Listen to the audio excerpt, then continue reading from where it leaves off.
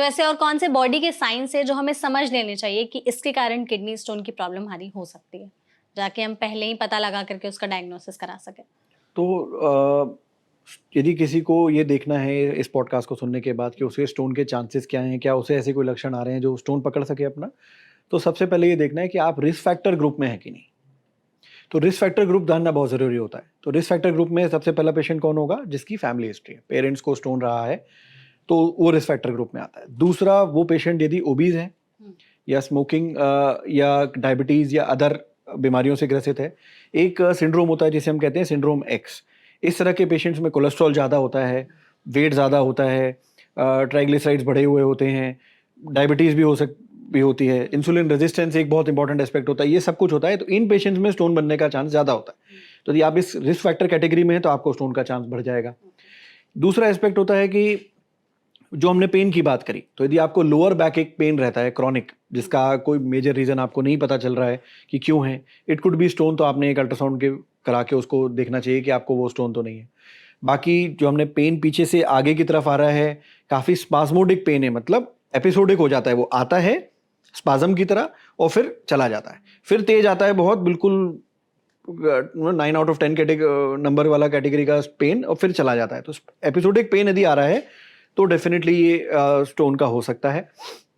दूसरा, यदि frequent urination आपको हो रही है, बार बार यूरिन जाना पड़ रहा है, तो वो भी कई बार स्टोन का कारण स्टोन उसका कारण हो सकता है, क्योंकि स्टोन से इन्फेक्शन प्रमोट होता है और infection can cause this kind of things. तो स्टोन इन्फेक्शन का भी एक बहुत बड़ा कारण होता है, यूरिन के इन्फेक्शन का, स्पेशली रिकरेंट इन्फेक्शन यदि आपको यूरिन का हो रहा है, तो हम अल्ट्रासाउंड कराते हैं, और कई बार अल्ट्रासाउंड नहीं में पकड़ में आता, तो कई बार हम सीटी स्कैन भी पेशेंट्स को एडवाइस करते हैं, जस्ट टू फाइंड आउट कि कहीं कोई छोटा मोटा स्टोन आपके स्ट्रक्चरल कहीं फंसा हो, जिसकी वजह से रिकरेंट आपको इन्फेक्शन हो रहा है। तो यूरिन का कलर भी चेंज हो जाता है क्या अगर किडनी स्टोन होता है तो? डायरेक्टली तो नहीं, यदि रेड यूरिन हो रहा है बिकॉज ऑफ इन्फेक्शन और इंजरी तो बात अलग है, डायरेक्टली नहीं। ओके। तो डॉक्टर, हमारे पास कुछ मिथ्स हैं जो कि किडनी स्टोन से जुड़े बहुत सारे लोगों के दिमाग में होते हैं, तो आप उनको प्लीज क्लियर करिएगा कि ये सच है या नहीं है। सबसे पहला मिथ है कि यूरिन टेस्ट से हम किडनी स्टोन का पता लगा सकते हैं। यूरिन टेस्ट में जब हम करते हैं तो कई तरह के जो स्टोन्स मैंने आपको बताया निकलते हैं हमारे, छोटे छोटे बिल्कुल शुरुआती दौर में। तो स्टोन के अलग अलग स्ट्रक्चर होते हैं माइक्रोस्कोपी में, कोई डंबल शेप का होता है, कोई डबल डंबल शेप का होता है, कोई कॉफिन लिड शेप का होता है, तो डिफरेंट डिफरेंट शेप्स के होते हैं। ये बिल्कुल बेसिक साइंस की बात है, जब हम यूरिन माइक्रोस्कोपी पढ़ते हैं एज अ नेफ्रोलॉजिस्ट और फिजिशियन, तो ये अलग अलग तरह की चीज़ें आपको मिल सकती हैं यूरिन माइक्रोस्कोपी में। तो ये भी एक तरीका हो सकता है पता करने का कि आपको किस तरह का स्टोन है या फ्यूचर में बनने के चांसेस हैं। तो यूरिन माइक्रोस्कोपी डेफिनेटली हेल्प करती है। ठीक है। बियर पीने से किडनी स्टोन तुरंत निकल जाता है अगर छोटा साइज का है तो? I would say it is better to avoid, and it is more harmful than useful. तो बियर का सेवन तो डेफिनेटली अवॉइडेबल है। ओके, ठीक है। बहुत ज्यादा पानी पीने से भी किडनी स्टोन अपने आप निकल जाता है? तो हमने डिस्कस किया इसे अराउंड, यदि आपका यूरिन आउटपुट 3-3.5 लीटर के ऊपर है, यदि आपकी height and weight average 60 to 80 की इसमें आती है, तो 4 लीटर के आसपास यदि यूरिन आप पानी पीते हैं तो आपको स्टोन बनने के चांस कम हो जाते हैं, रिकरेंट स्टोन नहीं बनते। 4 लीटर से ऊपर पानी पीना से थोड़ा बेनिफिट जो है वो बहुत कम आता है, उसके साइड इफेक्ट्स आपको ज़्यादा देखने को मिल सकते हैं, बहुत कम्बरसम हो जाता है, तो वो मेडिकली एडवाइस नहीं है। ठीक है। अगर किसी को किडनी स्टोन है तो उसे सीड्स वाली चीजें नहीं खानी चाहिए? तो it will again boil down to किस तरह का स्टोन है। तो आप यदि स्टोन है और आप हर तरह का सीड्स बना कर देंगे, सीरियल्स प्रोटीन बंद करने लगेंगे, तो आपको डाइटरी प्रॉब्लम्स आने लगेंगी, आपका न्यूट्रिशन सफ़र करेगा। तो ब्लैंकेट एडवाइस की स्टोन है तो सीड बंद कर दीजिए, that's not good. Not good. जो लोग नॉनवेज खाते हैं उन्हें किडनी स्टोन होने के चांसेस ज्यादा रहते हैं? रेड मीट स्पेशली प्रोटीन ज़्यादा होता है, जो आजकल जिम की काफ़ी चलन हो चुका है, तो हाई हैवी प्रोटीन जब ज़्यादा हम लेते हैं तो उससे सॉल्यूट कंटेंट बढ़ता है, सुपर सैचुरेशन होने का चांस बढ़ता है, तो उनसे स्टोन बन सकते हैं। बट यदि जो लोग जिम जाते हैं, यदि प्रोटीन आप ज़्यादा लेते हैं, थोड़ा सा अपना पानी की मात्रा बढ़ा के रखिए, तो चांसेस आपके स्टोन के कम रहेंगे। तो प्रोटीन इंटेक तो आपको नॉर्मल रखना चाहिए जितना आप ले रहे हैं। ओके, मेरा दूसरा मिथ भी यही था कि जो लोग हाई प्रोटीन डाइट फॉलो करते हैं या प्रोटीन सप्लीमेंट्स लेते हैं उन्हें भी किडनी स्टोन होने के चांसेस रहते हैं? थोड़े रहते हैं, जैसा हमने डिस्कस किया, बट आप पानी का इंटेक यदि अच्छा रखेंगे तो सुपर सैचुरेट नहीं होगा और स्टोन नहीं बनेगा, तो ले सकते हैं। ओके। और हाई कैल्शियम डाइट वाले लोगों को भी किडनी स्टोन के चांसेस ज्यादा रहते हैं? कैल्शियम की नॉर्मल डाइट जो रिकमेंडेड डेली अलाउंस है एक अडल्ट में 800 मिलीग्राम टू 1000 मिलीग्राम के आसपास है, वो बहुत ज़रूरी है। यदि आप कम करेंगे तो स्टोन के चांसेस ज़्यादा हैं, लेकिन यदि कोई 1 ग्राम से ऊपर ले रहा है स्टोन, रेगुलर बेसिस पे ले रहा है, that can actually promote stone formation. तो यदि आप रिकमेंडेड डेली अलाउंस में ले रहे हैं तो वो फायदेमंद है, ज़्यादा लेने पे नुकसान होगा। ठीक है, तो ये तो हमारा मिथ्स जो यूजुअली लोग पूछते हैं। प्रेगनेंसी की बात कर लेते हैं, जैसे आपने कहा भी था कि तो प्रेगनेंसी में कितना रिस्क होता है किडनी स्टोन का, और अगर किसी को हो गया तो फिर हमें उस टाइम क्या करना चाहिए, अगर कोई लेडी प्रेग्नेंट है तो? Okay, pregnancy and kidney disease nephrology जब हम पढ़ते हैं तो अपने आप में एक बहुत कॉम्प्लिकेटेड और टॉपिक हो जाता है, क्योंकि किडनी में बहुत सारे चेंजेस आते हैं जब प्रेगनेंसी होती है।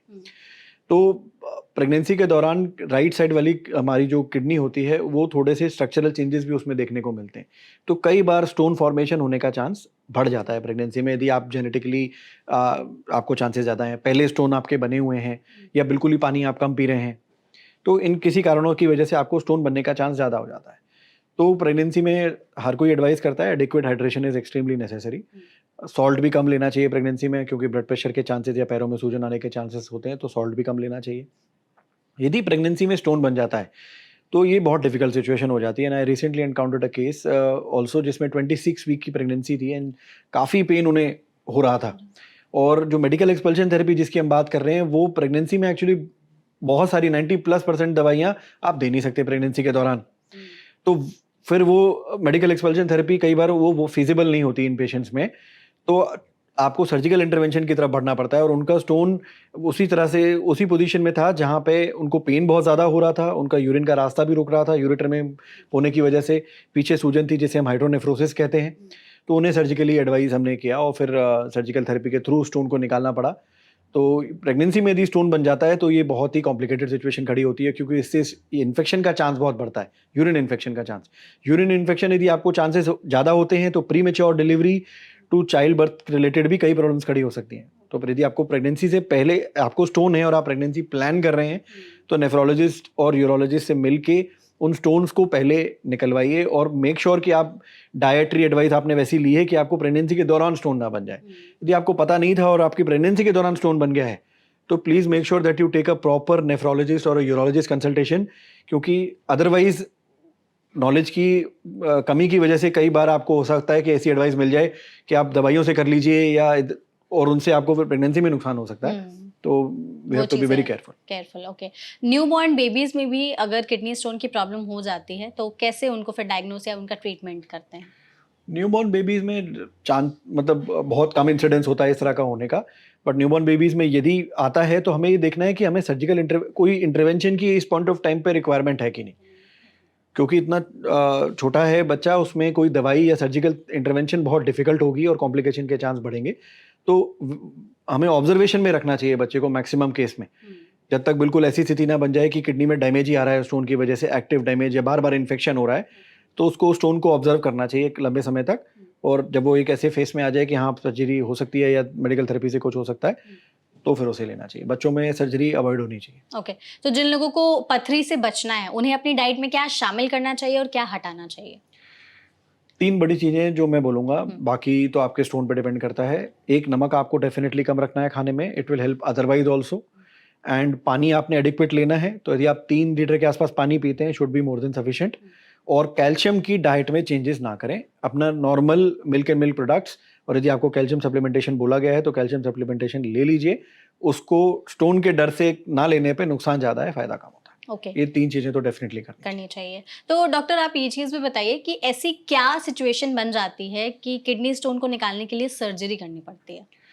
तो यदि जैसा हमने मेडिकल एक्सपल्शन थेरेपी के बारे में डिस्कस किया, तो यदि उन दवाइयों से नहीं निकल पाया और उसके बाद भी यदि पेन है, आपको फीवर हो रहा है, यूरिन में इन्फेक्शन हो गया है, पीछे सूजन आ रही है, हाइड्रोनेफ्रोसिस हो रहा है, तो आपको सर्जिकल इंटरवेंशन की जरूरत पड़ती है। किस तरह के सर्जिकल इंटरवेंशन की जरूरत पड़ेगी वो आपकी स्टोन साइज एंड पोजीशन पे डिपेंड करता है, केस टू केस डिफर करता है, तो ब्लैंकेट आंसर देना मुश्किल होगा।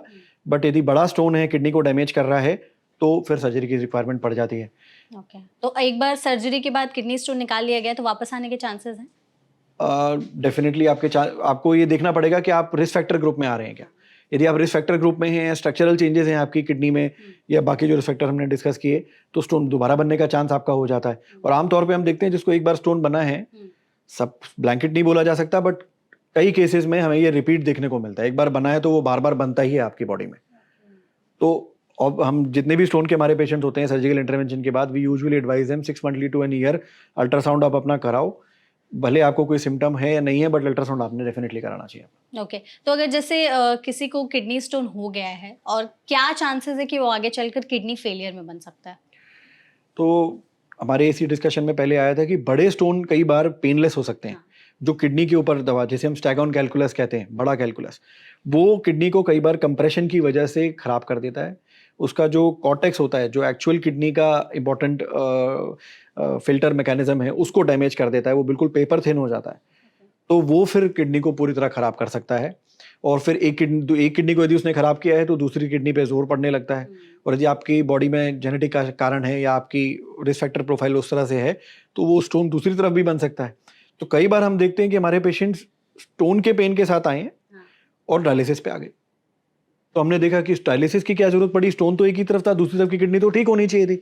But when we did ultrasound CT, हमने इवैल्यूएट किया तो देखा कि एक तरफ तो बहुत बड़ा स्टोन है जो किडनी डैमेज कर चुका है, और दूसरी तरफ अब स्टोन बनना शुरू हो गए हैं, और वो ऐसी जगह पे इस टाइम पे यूरेटर में फंस गए हैं जहां से यूरिन पास नहीं हो पा रही। तो दे कम समटाइम्स कम विद कि हमें यूरिन ही नहीं आई 12 घंटे से, 12 घंटे से? और पेन बहुत हो रहा है हमें।